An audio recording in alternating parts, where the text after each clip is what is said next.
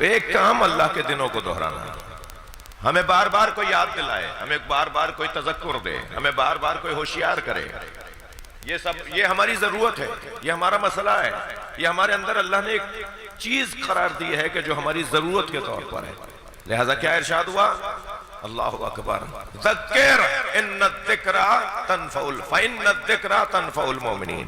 اے میرے حبیب بار بار دہرائیے، بار بار دہرانے سے مومنین کو فائدہ ہوتا ہے۔ تو ہم انسان ہیں، بھول جاتے ہیں، اس لیے بار بار دہرانے کی بات۔ دوسری چیز جو ہمارے اندر پروردگار عالم نے ہمارے وجود کا حصہ بنایا ہے وہ ہے اختلاف، جو میرا اصلی موضوع تھا، وہ ہے اختلاف۔ اختلاف ہمارے اندر اللہ نے قرار دیا، ہم اختلاف کرنے والے لوگ ہیں۔ یہ حسن ہے نا، یہ کیا کمال ہے اللہ کا کہ مختلف متحد ہو جائیں۔ اتنا بڑا مجمع، یہ سب مختلف ہے، ہر اعتبار سے مختلف ہے۔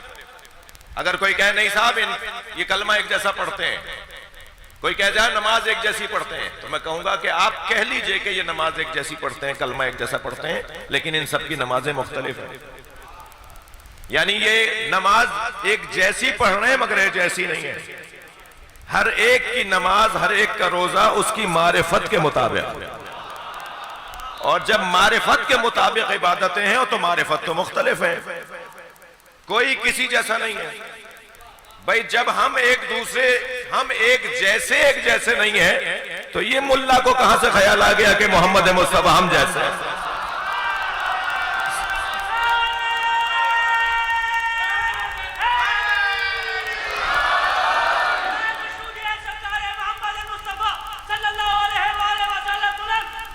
صلوات اللہم صلی علی محمد وعلی محمد۔ یہ خالق کا، قادر کا، یہ اس کی تخلیق اور اس کی صنعت کا ایک حسن ہے کہ اس نے ہر شخص کو دوسرے سے مختلف بنایا۔ بچے بیٹھے ہیں اس لیے میں جوانوں کے لیے ملبوس اور مانوس مثال دے دیتا ہوں۔ 2024 کی فلاں کمپنی کی گاڑیاں سب ایک جیسی ہیں نا؟ یہ گاڑیاں دیکھ کے بتا دیتے ہیں 2023 کا ماڈل ہے، یہ بچوں کو، جوانوں کا شوق بھی ہے، یہ بتا دیتے ہیں کون سے، یعنی جس 2024 کی ایک جیسی ساری گاڑیاں نکلیں گی، لیکن 2024 میں جتنے بچے دنیا میں آ رہے ہیں سب مختلف ہیں،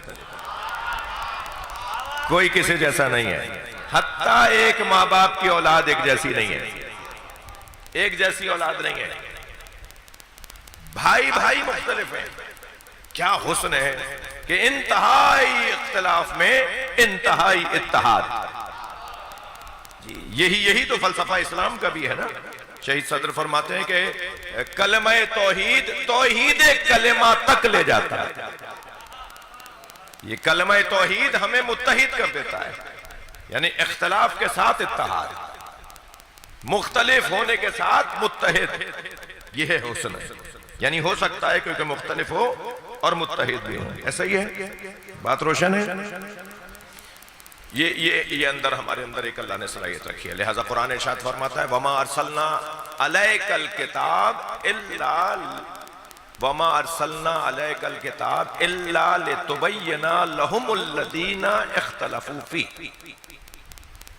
ہم نے کتاب کو نازل ہی نہیں کیا ہے میرے حبیب آپ کے اوپر، مگر اس لیے نازل کیا تاکہ آپ ان کے سامنے قرآن پڑھ کر سنائیں کہ جو اختلاف کرتے ہیں۔ یعنی اب بات آ گئی یہاں تک کہ اختلاف بری شے نہیں ہے، مگر اختلاف کا حل نہ نکلنا بری شے ہے۔ خوب کیجئے اختلاف ایک دوسرے سے، مگر اس کا حل ہے کوئی؟ اگر حل نہیں ہے تو پھر پہلے سے سوچنا ہوگا کہ اس کا میرے پاس کوئی حل ہے۔ بہت بڑے مشورے، بڑے سجے ہوئے مشورے ہمارے سامنے آتے ہیں، ہم دیتے ہیں کسی کو۔ بات یہ ہے کہ آپ مشورہ تو بہت اچھا دے رہے ہیں، یہ ممکن بھی ہے، ایسا کر دیجئے، ویسا کر دیجئے، ایسا ہو جانا چاہیے، ویسا ہو جانا، یہ ہو بھی سکتا ہے۔ یعنی مشوروں کے ساتھ اس کا امکان، مشوروں کے ساتھ اس کا ممکن ہونا، یہ بھی کوئی بیان کرے نا۔ اب اختلاف بری شے نہیں، اختلاف کا حل ہونا چاہیے۔ کون دے گا حل؟ آج کی تمہید مکمل ہوئی، اگرچہ میں نے بہت ٹائم لگا دیا تمہید ہی کے اندر۔ کون دے گا اختلاف کا حل؟ اختلاف کا حل دینے والی ذات نبی کی ذات، لہذا ارشاد ہوا فلا وربک، صلوات پڑھے ذرا محمد و آل محمد، اللہم صل علی فلا وربک لا یؤمنون حتی یحکموک فیما شجر بینہم، اے میرے نبی وہ مومن ہی نہیں ہو سکتا، امیر المومنین ہونا تو دور کی بات ہے، معتبر ہونا تو دور کی بات ہے، وہ مومن ہی نہیں ہو سکتا کہ جو اپنے اختلافات اور مشاجرات میں آپ کو اپنا حکم نہ مانتا ہو، آپ سے فیصلہ نہ لیتا ہو، اور جب آپ فیصلہ سنا دیں تو پھر آپ کے فیصلے پر فی انفسہم حرجن، ان کے دل میں بھی بال برابر شک نہ آتا ہو، زبان پہ کہنے والا تو کافر ہے، دل میں اس کے یہ خیال نہ آتا ہو کہ یہ کیسا فیصلہ سنا دیا، یہ کیوں فیصلہ سنا دیا۔ اللہ اکبر۔ جب سرکار دو جہاں نے مال غنیمت تقسیم کیا تو کسی نے آ کر کہا کہ آپ نے اس کو زیادہ اور اس کو کم دے دیا۔ یہ واقعہ مولا علی سے بھی منسوب ہے کہ جب نبی مکرم نے مولا علی علیہ السلام کو کسی مال جنگ کے بعد فرمایا کہ مال تقسیم کر دو، تو آ کر کہا گیا کہ کسی کو علی مٹھی بھر بھر کے دے رہے ہیں، کسی کو زیادہ جا رہا ہے، کسی کو کم جا رہا ہے جی۔ تو نبی مکرم نے فرمایا جن کو تقسیم ہو گیا ہے ان سے سارا مال دوبارہ رکھواؤ، اور پھر ان سب کو تلوایا گیا۔ جب سب مال ایک گرام اور ایک ماشے میں بھی فرق نہیں تھا تو سرکار نے فرمایا ان کفایا و کفا علی فی العدل سوا، میرا ہاتھ اور علی کا ہاتھ عدالت میں ایک جیسا ہے۔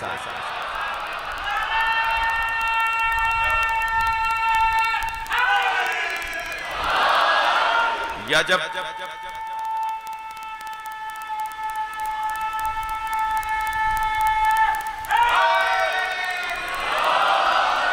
جب نبی مکرم سے کسی نے کہا کہ جی آپ نے کسی کو زیادہ کسی کو کم دے دیا تو فرمایا ان لم عادل فمن عادل، اگر میں ہی عادل نہیں ہوں تو پھر کون عادل ہے؟ یعنی جہاں کون کسوٹی ہے، کون پیمانہ ہے، کس کی بات کو آخری بات مانی جائے گی، کہیں تو جا کے رکو گے۔ وہ وجود کون ہے کہ جس کی بات وَمَا آتَاكُمُ الرَّسُولُ فَخُذُوهُ، میرا نبی جو دے دے وہ لے لو۔ اللہ نے اتنی سختی سے کہا ہے جو میرا نبی دے دے وہ لے لو، اور جس سے میرا نبی روکے اس سے رک جاؤ۔ تو اب حکم، فیصلہ کرنے والا، فیصل وجود جو ہے جی وہ نبی مکرم کی ذات ہے، ان سے پوچھنا ہے کہ آپ کا کیا فیصلہ ہے۔ اختلافات کی ایک لمبی لسٹ، بالکل صحیح، حق ہے، سچ ہے، مگر ان اختلافات کا حل کون پیش کرے گا؟ ان اختلافات کا حل نبی مکرم کی ذات پیش کرے گی۔ عزیزان گرامی، بحث امامت کو عنوان اختلاف امت قرار دے کر صرف چھوڑ نہیں دینا بلکہ نبی سے پوچھنا ہے کہ اس کا حل کیا ہے۔ سرکار بتائیں کہ کون امت کے لیے آپ نے، کون امت کے لیے امام ہے، کون امت کے اوپر خلیفہ ہے، کون ہے جو آپ کے بعد ہمارا رہنما ہے، یہ نبی بتائیں گے۔ اور نبی نے ساری زندگی دو ہی باتیں تو بتائی ہیں، یہ اللہ سمجھایا ہے یا علی سمجھایا ہے۔ صلوات پڑھ لیں محمد و آل محمد۔ خلاصہ سر